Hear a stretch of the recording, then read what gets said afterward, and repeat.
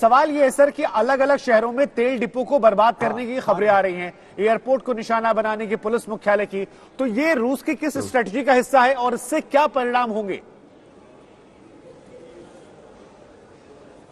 देखिए, मैं आपको एक बार फिर याद दिलाऊं, लड़ाई शुरू होने के पहले हमने पूरा एनालिसिस किया था। प्रोफेसर मीरशाइमर हैं यूनाइटेड स्टेट्स के, उन्होंने कहा है और ये लिखित में है कि रूस का मुद्दा ये नहीं होगा कि वो जमीन पकड़े, रूस का मुद्दा होगा to wreck Ukraine as a functional state. ये professor Mearsheimer, biggest geo strategic expert United States के कह रहे हैं। मैं पूर्ण रूप से उनसे सहमत हूं। प्रेसिडेंट राष्ट्रपति पुतिन ने भी जो अनाउंसमेंट की कि हमारा मुद्दा क्या है, destruction of Ukrainian military potential, denazification, which is short hand for regime change. अभी वो फोकस कर रहे हैं destruction of Ukrainian military potential. इसमें मिलिट्री, अगर आपके टैंकों के पास तेल नहीं हो, जहाजों के पास तेल नहीं हो, आप क्या सर खाक लड़ेंगे? ठीक है, तो वो आपका ऑयल डिस्ट्रॉय कर रहा है, आपके ऑयल टैंक्स डिस्ट्रॉय कर दिए हैं, आपकी गैस पाइपलाइंस डिस्ट्रॉय कर दी हैं, आपके शहरों में बिजली के पावर स्टेशन डिस्ट्रॉय कर दिए हैं, न्यूक्लियर पावर स्टेशन जो मेजर हैं वो तकरीबन सारे पकड़ लिए हैं। अब आप साहब चेयर लीड करें अपने आप को कि नहीं साहब हम तो जीत रहे हैं, आखिरी यूक्रेनियन तक लड़ेंगे ताकि अमेरिकन खुश हों, ताली बजाएं। साहब ये बहुत इमोरल है एक निहत्थी जनता को इस तरह मरवाना। और ये तो अभी तक आप मान लें कि रूस का जो लड़ने की शैली है वो ये है कि वो शहरों को सराउंड करते हैं, वो लोगों को बोलते हैं प्लीज गेट आउट हो जाइए, हमारे रास्ते से हट जाइए, फिर वो ताबड़तोड़ बॉम्बिंग करते हैं।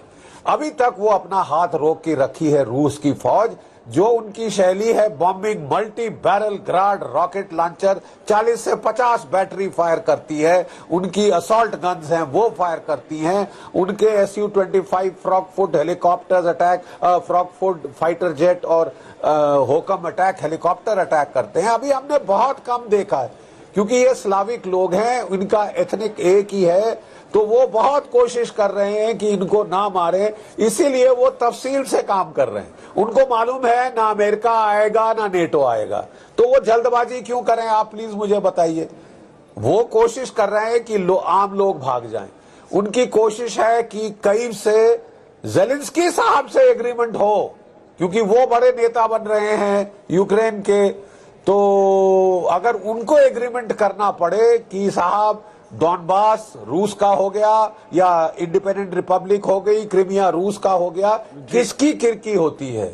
उसकी होती है ना।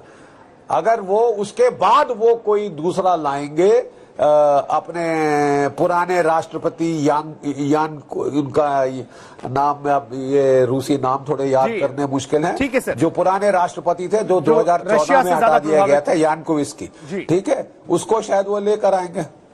जी ठीक है सर। संजय कुलकर्णी सर, कितनी इत्तेफाक रखते हैं आप यहाँ बख्शी सर की बात से? और एक सवाल और मेरे मन में बार बार आ रहा है, क्योंकि ब्रेक पर जाने से पहले हमने दिखाया कीव शहर में शांति है, तो क्या ये उस बर्बादी के पहले की शांति जो हम कहते हैं कि एक बहुत बड़ा शोर आता है, उससे पहले खामोशी जो होती है, क्या उस पीरियड से युद्ध गुजर रहा है इस 12वें दिन, 13वें दिन, 14वें दिन? शुभांकर, मैं जनरल बख्शी साहब से सहमत हूं, क्योंकि वो जिस प्रकार से कह रहे हैं कि रूस ने अभी कुछ भी नहीं दिखाया है, वो सिर्फ प्रिसिशन गाइडेड मिसाइल्स उन्होंने इस्तेमाल किए हैं, उन्होंने मिलिट्री इंस्टॉलेशंस को बर्बाद किया है। वो नहीं चाहते हैं कि वहां की जो आम जनता है उनको मारा जाए, वो चाहते हैं कि उनका दिल जीते। उनका मकसद है, जैसे वो बार बार कह रहे हैं, चेंज ऑफ रिजीम, यानी कि जो ज़ेलेंस्की है उनसे उनको बिल्कुल घृणा है, क्योंकि वो बार बार उनका जो रुख है वो पश्चिमी देशों की तरफ है, और उस पश्चिमी देश के रुख के कारण जो जिस प्रकार से सुरक्षा की चिंताएं रशिया की बढ़ती हैं वो उन्हें मंजूर नहीं है। तो किसी भी प्रकार नहीं, लेकिन सर जो आप बात कह रहे हैं दिल जीतने की, जब श्वेता की रिपोर्ट हम देख रहे थे उसमें बार बार वो कह रही थी कि शुरुआत में रशिया को लेकर सॉफ्टनेस थी, लेकिन बढ़ते दिन के साथ वो कड़वाहट में तब्दील हो रही है, तो वो दिल जीतने वाली बात तो शायद यहाँ नहीं होती नजर आ रही है।